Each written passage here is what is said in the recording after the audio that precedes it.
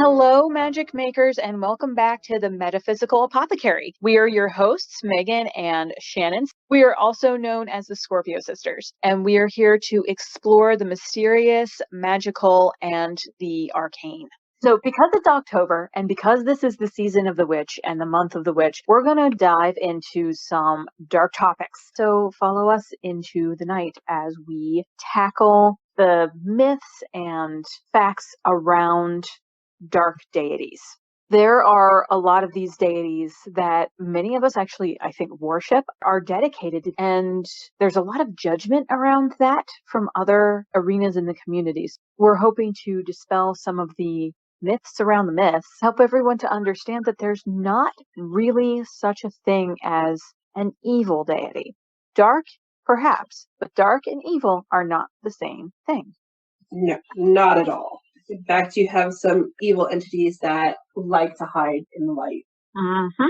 I know that part of the reason why we automatically place dark deities in the evil category is because there's a lot of mystery and an unknown surrounding most of the dark deities.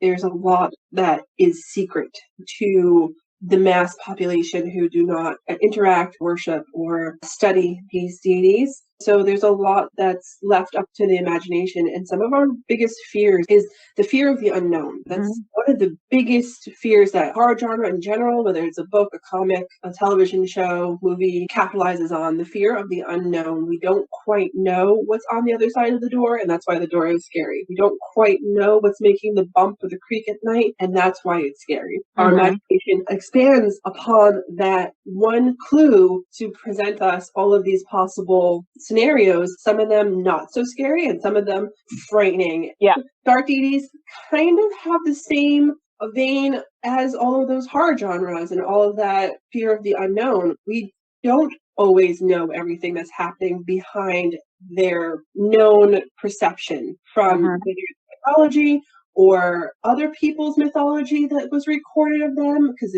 they didn't have their own recorded rituals and mysteries written down, because they were oral traditions passed down by a very select few to a very select few who initiated into their practice.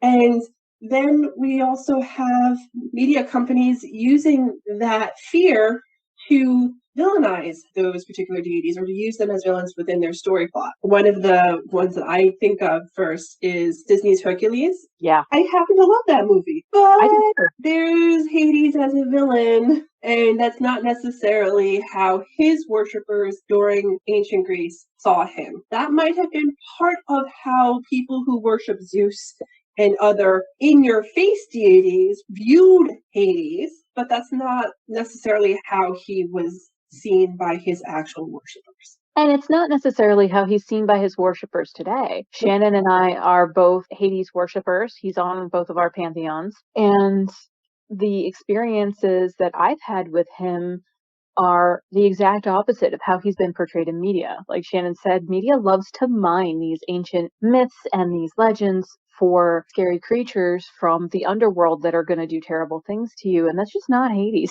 No. Not at all. He is so freaking chill. I've heard him described as a cold god by certain people, and that's not my experience with him. I don't think it's yours either, Shannon. No. And all I can think of when he's described as cold and or distant is really, well, how much effort are you putting in to try to dive into his mysteries? That's how much effort you're getting from him in return. Exactly. He matches energy. If he's a cold god and not a chill god, you're probably not diving quite deep enough. Or maybe he's only there for a specific amount of time to teach you certain things.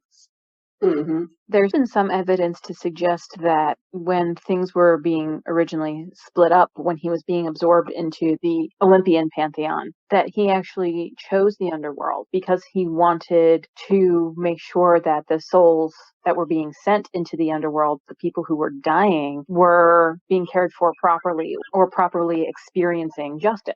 There definitely have been some really good fiction pieces that have presented Hades as a consort of Persephone who took on that role in order to safeguard her place and to care for the souls that she cares for. Mm-hmm. In the Olympian myth, it's lost, but in older, more obscure myths that are not always referenced to, there is a hint that Hades chose this realm for several reasons. One of them being the souls needed an authority figure within the underworld in order to make sure those who were in Tartarus, who are usually monstrous or super negative energies and entities that cannot escape Tartarus if Hades is there.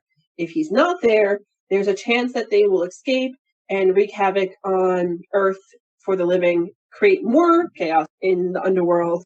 He seems to have wanted to be able to protect the living souls, take care of the souls that have become deceased and are looking for a way place, because there's some evidence to show that souls reincarnate. And again, very obscure. If you can even find it online, it's really hard.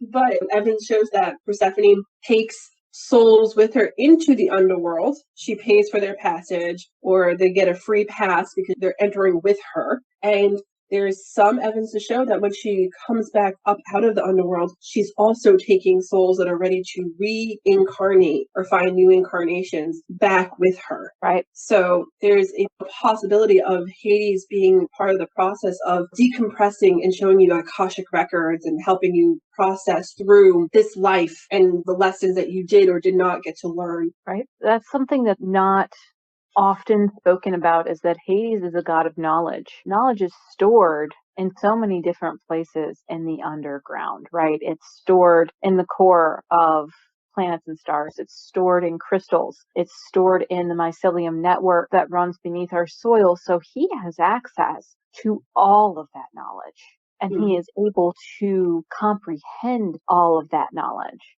He's also got access to all the gold, all the gems, all of the oil. So he's a deity of knowledge and of wealth and of advanced technology that we may have lost. Exactly. So there's this idea that he's more Persephone's consort than Persephone is his. We can't talk about Hades without talking about the kidnapping myth, right? Yes. That the abduction. Right.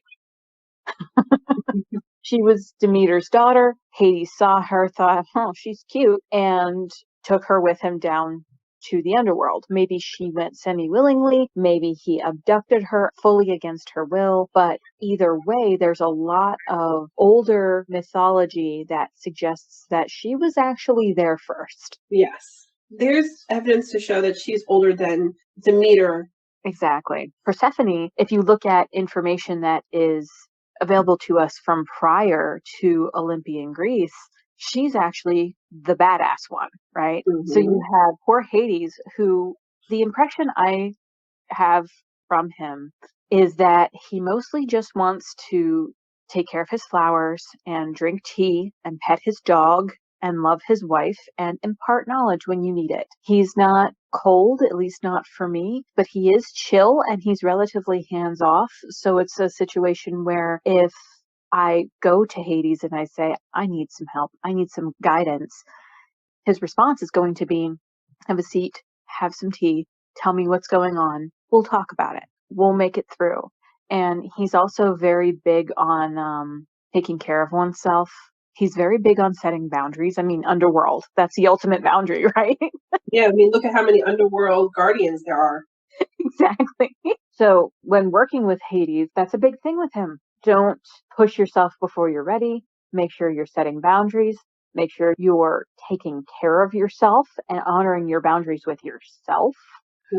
Honoring other people's boundaries is big for him too. If you're setting boundaries for yourself, recognize that other people are setting boundaries or should be setting boundaries and respect those boundaries, even if those people don't realize they have no boundaries. Exactly. As much as you can. He's also a knowledge seeker. Seek knowledge, seek knowledge, seek knowledge. That's his thing, is if you don't understand something, know about it first. My interactions with Hades is usually more on a, can I tap the library? And he gestures with, depending on how busy he is or how chill he is at that point in time, you know, his gesture becomes grander or just like, yeah, go, I'm doing something. I'll look for you later, but go. Gesturing with his bookmark. Go ahead. Yeah. Like, why are you even asking me? Go. Or it's a direct question because I've come across some information or knowledge that I am confused about or is shifting my perspective, and I just need to clarify it a little bit. And that's when I have to sit down tea with him. And so this bit that I just learned, yeah, 2x4 much? Mm-hmm. Around the time of the abduction, depending on the myth you're reading, there was we don't know if it was an illness or if there was a horrible drought, or like historically we don't exactly know what happened, but something happened where the humans were not so much cursing, because they don't curse the gods, but blaming Persephone for a great deal of death. It's rolled into Demeter stopped doing her job when she was looking for Persephone. But even before that moment, Persephone was seen as a destroyer. In fact, her name comes from a Greek word, pers, which means to destroy. Mm-hmm. And she was viewed as a dark goddess. She's a softer dark goddess than Hecate or Nyx or Eris were, because you would be able to approach her in lieu of approaching Hades, because she's just more approachable. She's a little bit more outgoing. She is also half the year on the surface of the earth, so you can approach her. But she was still being seen as this destroying aspect, even though she was also seen as one of the ways that humans were created. She's the one who's supposed to take the earth of Gaia, the breath of Zeus, and put it together, and then added the soul to create humans. And when those bodies died, the souls did not. So she took the souls into the underworld and became the first deity of the underworld, because she had to create it after creating the human souls. So she gets misrepresented as a light goddess of the spring who's the victim of the abduction and or rape by Hades. She's this perpetually victimized goddess, and she's not. She is a very, as we said, badass queen of the underworld, whose consort is Hades, who's created humans, who's taken responsibility for that creation and created the underworld, so that way the humans that have passed have somewhere to go. She brings them down, she brings them back up when they're ready to come up to reincarnate. And she did all of this while being neck and neck with other goddesses that had more worshipping influence. You had the Eleusinian mysteries, and there were a great deal of practitioners within those mysteries who were initiated into it. But because they were never recorded, we can never know exactly how many there were. But we knew how many people worshipped Athena. The entire cities of Athens worshipped Athena. Their colonies worshipped Athena. We have a great deal of evidence and information about the worship of Athena, the worship of Hera, the worship of Aphrodite, and she's seen as their equal and sometimes their rival. Mm-hmm. So she's not as innocent as she's portrayed. And that's another problem with a lot of dark goddesses and dark gods. They're taken from their dark nature and made light. And that's problematic because dark doesn't necessarily mean evil, but you should never defang an entity either. You should never diminish their power. And that is done to a lot of goddesses. Gods too, but usually in the opposite directions. That's all we have on the topic for today. Thank you so much for listening in, and we hope you'll join us again. In the meantime, you can follow us on our blog for some more witchy wisdom, as well as check out some of our original art on Society 6 for sacred decor and more. Thank you again for joining us, and go make some magic and live your best life. Bye. Bye, everyone.